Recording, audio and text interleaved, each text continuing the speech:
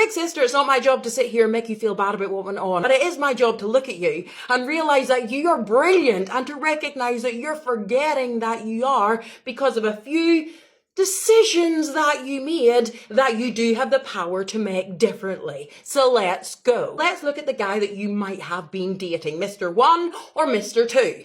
Mr. 1 is your secure guy. He knows without the bells and whistles that he is worthy of you. He knows intrinsically that he has worth and that he doesn't have to prove himself to you or anybody else. So he's probably not gonna love bomb you. Mr. 2 is Mr. Insecure. He's gonna come across like he's confident, like he's great, like he has this big ego, like you can't bring him down, like he thinks he's great, and he's going to talk about how everybody else thinks he's great. But the truth is in his behavior, the truth is in his actions, and the truth is sometimes even in his words. He's going to be the one that makes a beeline for you, the one that love bombs you, the one that then goes into competition with you, the one that feels he's losing that competition, and then because he's losing that competition, he needs to make you feel like he's not losing that competition, so he will criticize you and make you feel like you are absolutely not the prize. Now that we've got that out of the way, let's talk about why your guy made you feel like he did. Your guy, like other guys, has an ego. But the difference between your guy and other guys with an ego is your guy didn't have the self-worth to keep it in his cage. That was the problem. And ego's fine if it has the self-worth to keep it caged up. See, but the ego isn't balanced with the self-worth, it's out of control. The ego is the one that goes, please tell me I'm great. I need to win to know I'm great. I need to be the best to know I'm great. The self-worth goes,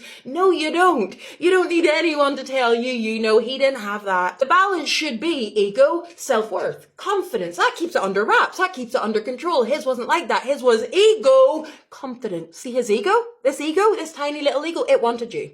But his fragile sense of worth couldn't handle you. The ego said, I have to have her so that everybody sees me with her. His sense of worth went, uh-oh. You would tell him that he was good enough, but he couldn't believe it because he didn't believe he was good enough. You would tell him that you only had eyes for him, but he couldn't believe it because he couldn't understand how you only had eyes for him. The problem is the ego that we said was out of control. It's out of control in his head. It's bullying him. What do you mean she's better than you? No, we're not having that. What do you mean that you feel inferior to her? Nah, we're not having that. What do you mean everybody thinks she's better than you? Nah, we're not having that. Day and night, all the time, 24/7, every time he was around you, he was tormented by the fact that he did not feel good enough for you. And it went to his head. He could not handle it. You know your guy. You know that he didn't like not being good enough. You know that he didn't like people being better than him. You know that he had to be the best. And around you, there was just no way around it. He never felt like the best, and that's why he went.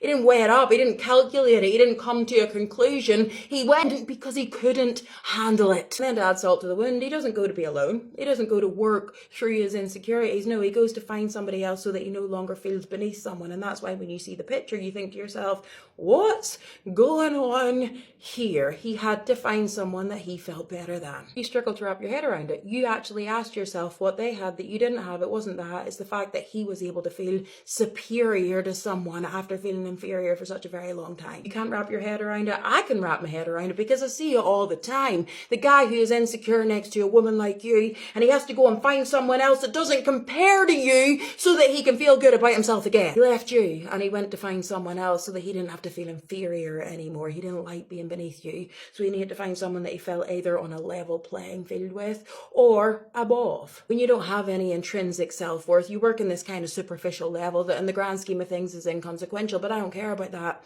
I don't care about him. I care about you. And as your big sister, I'm here to tell you that that guy left you because he felt crap next to you. Work on the part of you that doubted yourself because he did what he did. Work on the part of you that felt that you needed to prove yourself to him, and then you'll get the guy that truly you deserve.